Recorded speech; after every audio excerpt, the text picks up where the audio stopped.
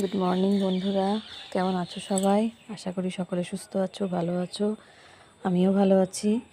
আজ 2-3 দিন হয়ে গেল তোমাদের সঙ্গে কোনো ভিডিও শেয়ার করতে পারিনি।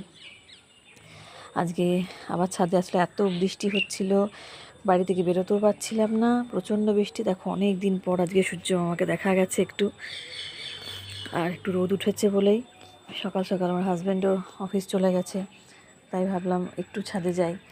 ছাদে গিয়ে আমার নিত্যদিনের যে কাজ, এসি লাগানো, ওটাও হবে, আর তোমাদের সঙ্গে একটু গল্প করাও হবে, তাই এলাম। দেখো এই বর্ষাকালে ছাদের গাছগুলো কী সুন্দর সতেজ হয়ে গেছে, দেখো কত কুঁড়ি এসছে।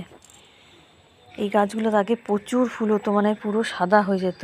এখন ফুলের পরিমাণটা কমে গেছে, যেহেতু প্রচণ্ড পরিমাণে বৃষ্টি হচ্ছে, তাই ফুলের পরিমাণটাও কমে গেছে। এই দেখো লেবুগুলো, কত কত লেবু হয়েছে ছাদে, আর সেই ছোটো ছোটো লেবুগুলো কত বড় হয়ে গেছে, গাছ ভর্তি হয়ে গেছে লেবুতে। আগে তো এই লেবুগুলোতে অতটা রস হতো না, কিন্তু এখন প্রচুর পরিমাণে গাছগুলো মানে রস হয় লেবুগুলোতে। এই দেখো কত লেবু। আর যেখানে একটু একটু ফুল ফুটেছে, বৃষ্টিটার জন্য ফুলগুলো ফুটতেও সেভাবে পাচ্ছে না। কত ফুল, কি ভালো লাগে দেখতে। আর এই রজনীগন্ধা ফুলগুলো আমাদের ছাদের শোভাটাই বাড়িয়ে দেয়। জবা ফুলও হয়, মাঝে মাঝে ফোটে।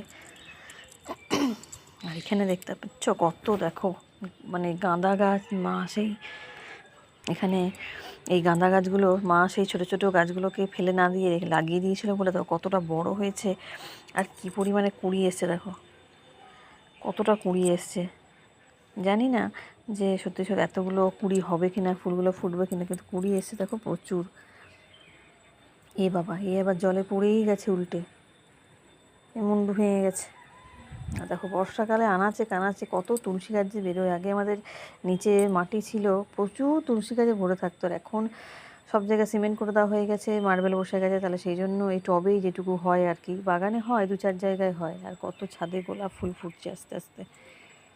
এই বর্ষাটা পেরোলে শীত শীত আসবে, মানে ছাদে পুরো ফুলে ভরে যাবে একবারে। আর এই বেগুন গাছটা দেখো, নিচে একটা বেগুন গাছ আছে আর ওপরে একটা বেগুন গাছ আছে। নিচের বেগুন গাছটাতে যে দুটো মনে হচ্ছে বেগুন, না দুটো না, একটা বেগুন ধরেছে, এই যে ছোট্ট মাথার বেগুন ধরেছে, আর কি সুন্দর ফুল এসছে। যাই হোক, একটু আর দুটো 2-1-4 বেগুনও তো হচ্ছে, সেটাই বা ক্ষতি কি, কাজ তো চলে যায়। কুড়ি এসছে, বেগুন হবে।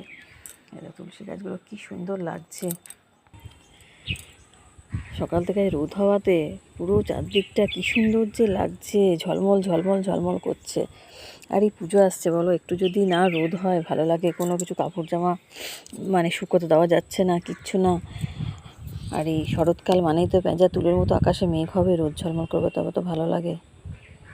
সে তো আর উপায় নেই, সারা বছরটা বৃষ্টি করে হয়ে করে গেল, তবে হবে। এই যে আস্তে আস্তে ওই দিকটা দেখো মেঘলা মেঘলা হতে শুরু করে দিয়েছে, এটা ওই সে মেঘলা ভাঙা রোদ বলে, সেইটুকু বেরোলে এক্ষুনি জমজমিয়ে আসবে কোনে।